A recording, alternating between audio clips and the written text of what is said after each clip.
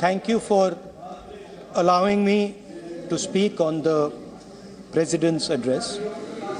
It's an honor for me to be able to speak at this House today.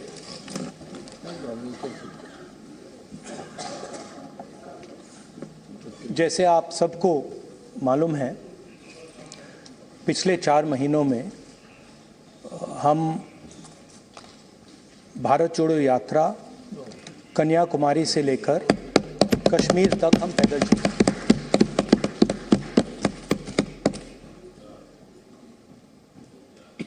तीन 3,600 kilometre तकरीबन। और इस यात्रा पे बहुत कुछ सीखने को मिला। बस बस बस बस कोई बात। इस यात्रा में बहुत कुछ सीखने को मिला और जो जनता की आवाज, हिंदुस्तान की आवाज है, उसको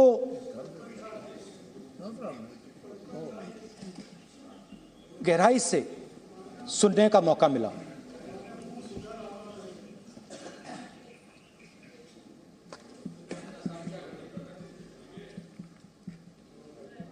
शुरुआत में, यात्रा की शुरुआत में मैंने सोचा था कि 3,500 किलोमीटर चलने हैं और मुश्किल है मगर किया जा सकता है।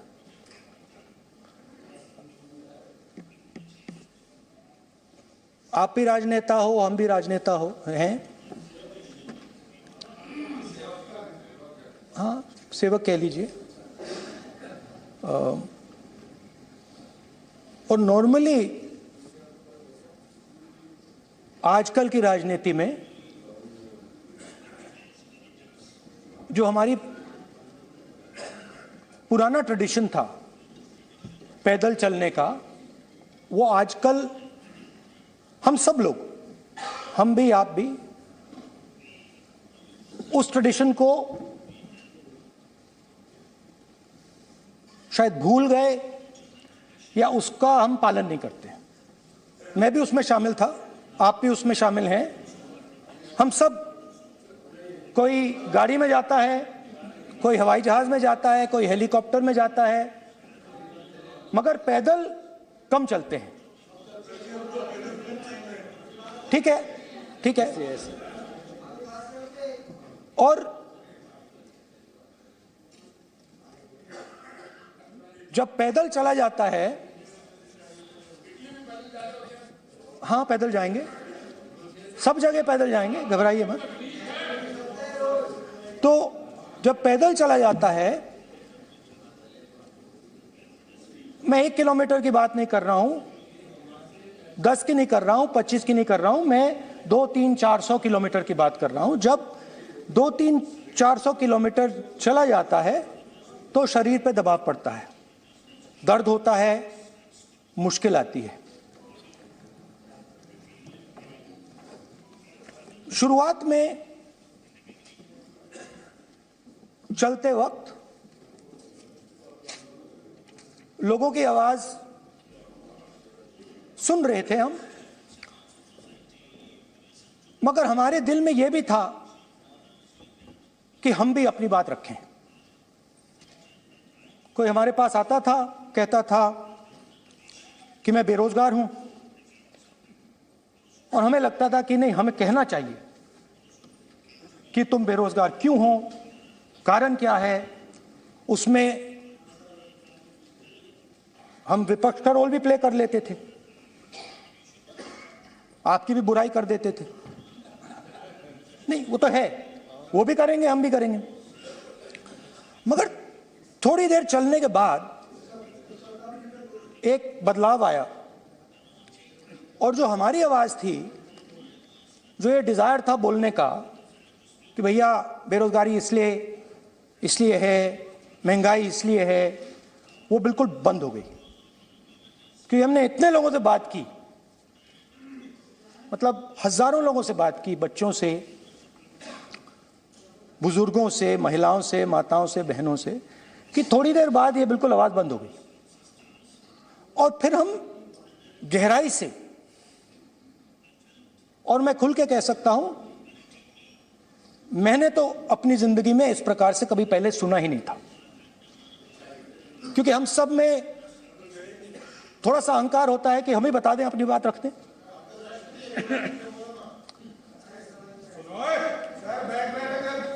तो आस्ते आस्ते जब हम चले 500-600 किलोमीटर बाद, जनता की आवाज गहराई से सुनाई देने लगी। और एक प्रकार से यात्रा, इंडिविजुअल्स नहीं, यात्रा हमसे बोलने लगी। नहीं, गहरी बात है, समझ नहीं आएगा। आप समझने की कोशिश करो। यात्रा हमसे बोलने लगी। 200 किलोमीटर आप चलने की कोशिश करिए, पता चल जाएगा। और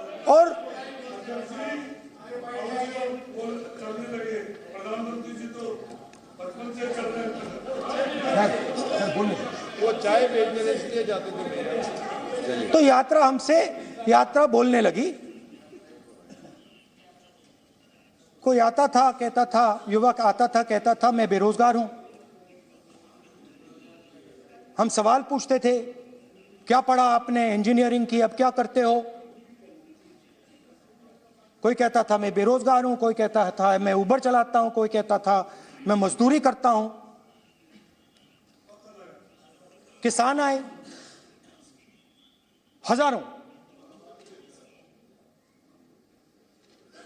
प्रधानमंत्री बीमा योजना की बात की कि हम पैसा भरते हैं, तूफान आता है, आंधी आती है, पैसा गायब हो जाता है।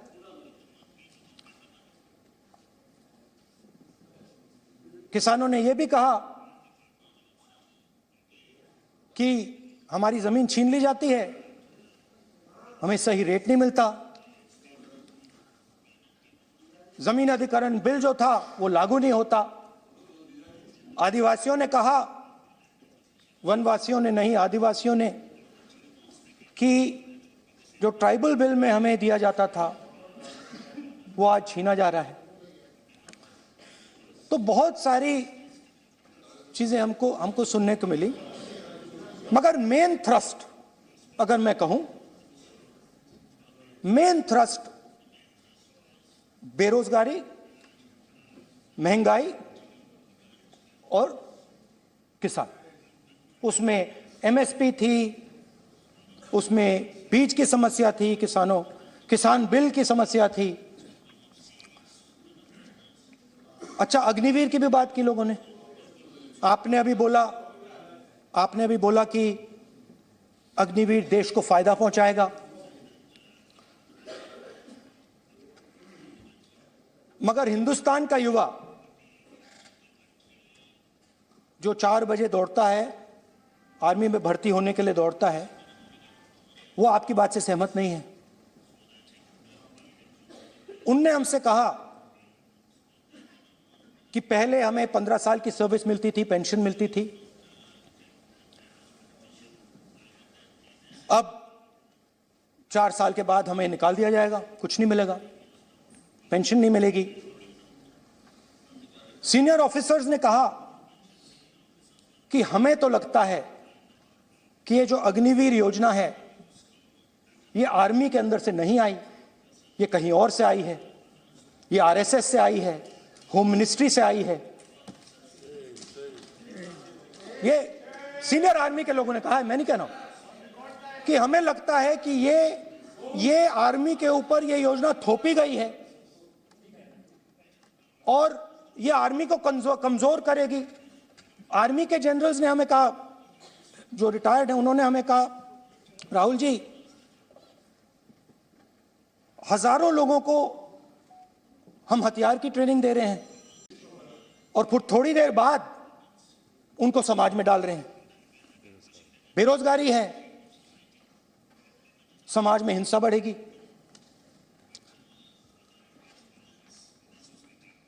तो उनके मन में था कि ये जो अग्निवीर योजना जो है, ये आर्मी के अंदर से नहीं आई है, और मुझे नाम भी बताया कि अजीत डोभाल जी ने ये योजना आर्मी पे थोपी है। क्यों नहीं ले सकते? क्यों नहीं ले सकते? बिल्कुल ले सकते हैं, पार्लियामेंट में थोड़ी है वो। क्यों नहीं ले क्यों नहीं ले सकते? क्या बात कर रहे हैं? सर ये तर्क है, बाद में अडानी के लिए भी यही बोलने वाले हैं, फिर ये तर्क है इनका।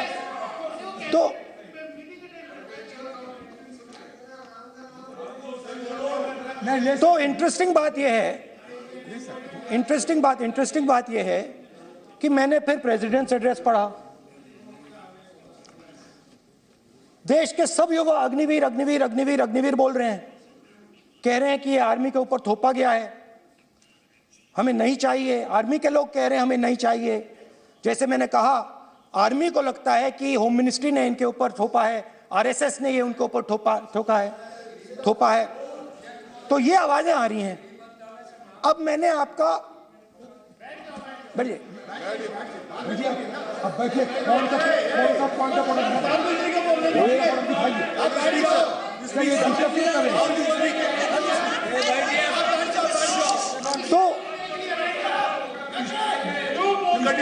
तो एक फर्क, मैं थोड़ा पानी ले आऊं, मैंने पानी, तो मुझे एक फर्क दिखा। प्रेसिडेंट्स एड्रेस में बहुत सारी चीजें बोली गई। अग्निवीर के लिए एक लाइन थी, एक शब्द, एक बार अग्निवीर शब्द का प्रयोग किया गया, और वो भी अग्निवीर योजना हमने दी, उससे ज्यादा कुछ नहीं बोला। कहां से आई, कौन लाया, किसको फायदा होगा, ये नहीं बोला। बेरोजगारी शब्द ही नहीं था उसमें। आपने देखा होगा, बेरोजगारी शब्द ही नहीं था प्रेसिडेंट एड्रेस में। महंगाई शब्द ही नहीं था। तो जो यात्रा में हमें सुनने को मिला, अग्निवीर, महंगाई, किसान, बेरोजगारी, प्रेसिडेंट एड्रेस में था ही नहीं। उस पे नहीं है। तो ये मुझे थोड़ा अजीब लगा कि जनता कुछ कह रही है और प्रेसिडेंट्स एड्रेस में कुछ और सुनाई दे रहा है। अच्छा, एक और चीज हमें बताई गई। तमिलनाडु से लेकर केरला, महाराष्ट्र, मध्य प्रदेश, सब जगह एक नाम सब जगह हमें सुनने को मिला, अदानी। ये नाम पूरे हिंदुस्तान में, केरल में, तमिलनाडु में, महाराष्ट्र, कर्नाटका, हिमाचल, कश्मीर, सब जगह अदानी अदानी अदानी अदानी अदानी।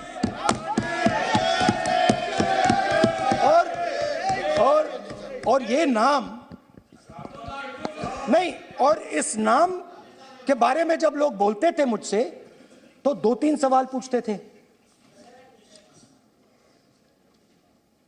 ये पूछते थे कि ये जो अदानी जी हैं, ये किसी भी बिजनेस में घुस जाता है, ये सफलता प्राप्त कर जाता है, ये कभी फेल नहीं होता। और युवाओं ने मुझसे ये सवाल पूछा कि भाई ये हो क्या रहा है, हम भी सीखना चाहते हैं। मोदी जी ने कहा स्टार्टअप करो, हम भी अदानी जी जैसे बनना चाहते हैं। तो भैया किसी भी बिजनेस में घुस जाओ और एकदम सक्सेस हो जाए। ये पहला सवाल था। दूसरा सवाल था कि ये अदानी जी हैं, ये किसी भी बिजनेस में घुस जाते हैं। पहले ये 1-2 बिजनेस करते थे, अब ये 8-10 सेक्टर्स में काम करते हैं। Airports, data centres, cement, solar energy, wind energy, aerospace and defence, consumer finance, renewables, media. तो उन्होंने मुझसे पूछा कि राहुल जी, हाँ वेट करो, बेटे हाँ, धन्यवाद। पोर्ट्स की बात भी थी। पोर्ट्स की बात भी थी। ये भी सवाल पूछा, ये भी पूछा कि भैया एक बात बताइए, राहुल जी बताइए हमें कि अदानी जी का जो नेटवर्थ है वो 3 साल के अंदर, नहीं सॉरी 2014 से लेकर 2022 तक ये $8 बिलियन से $140 बिलियन कैसे हो गया? कैसे हुआ? मोदी कैसे? मोदी है तो मुमकिन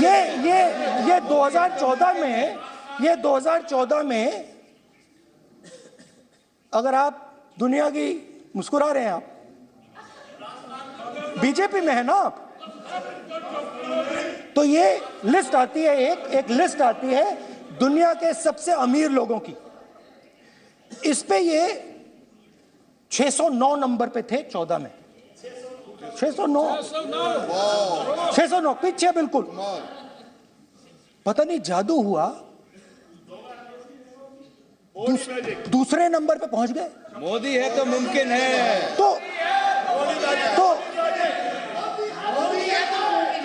तो मुझसे पूछा यार, बहुत सारे लोगों ने पूछा कि भैया राहुल जी बताइए,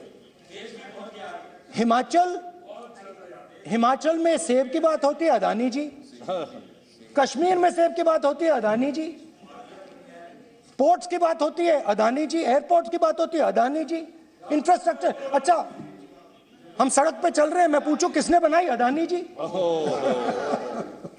तो लोगों ने यह भी पूछा कि राहुल जी ये जो अदानी जी जो हैं, इनकी सफलता कैसे हुई?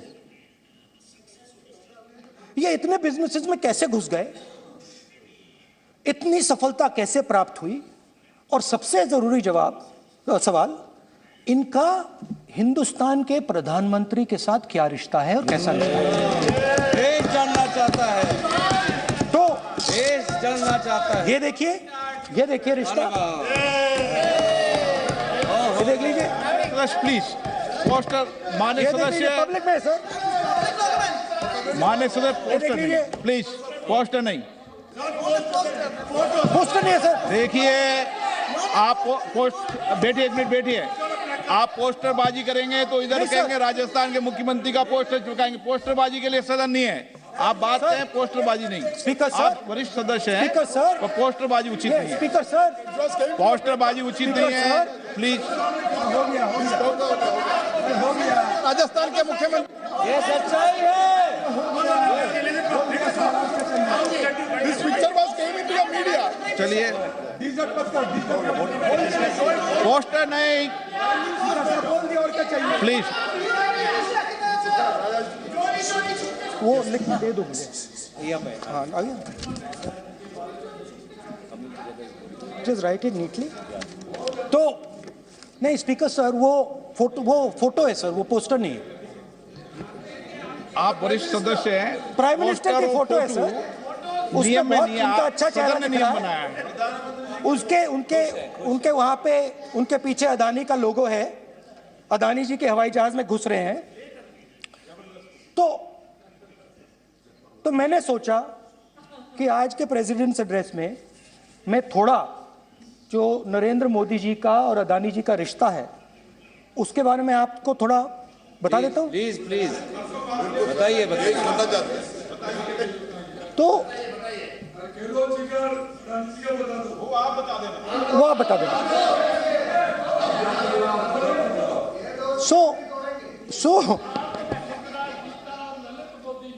So the relationship begins many years ago when Narendra Modi ji was the Chief Minister of Gujarat. And when most of India's business was asking questions of the Prime Minister, was against the Prime Minister, one man stood shoulder to shoulder with the Prime Minister. Didn't back down. That's commendable. It's not a joke. He was loyal to the Prime Minister. And what did he do? He helped Mr. Modi construct the idea of resurgent Gujarat. Right? The idea that you bring these businessmen together, and you call it resurgent Gujarat, vibrant Gujarat, they're both. And he was the backbone in setting up that group of people. Okay? And the result of that was tremendous growth of his businesses in Gujarat. Expansion of his businesses.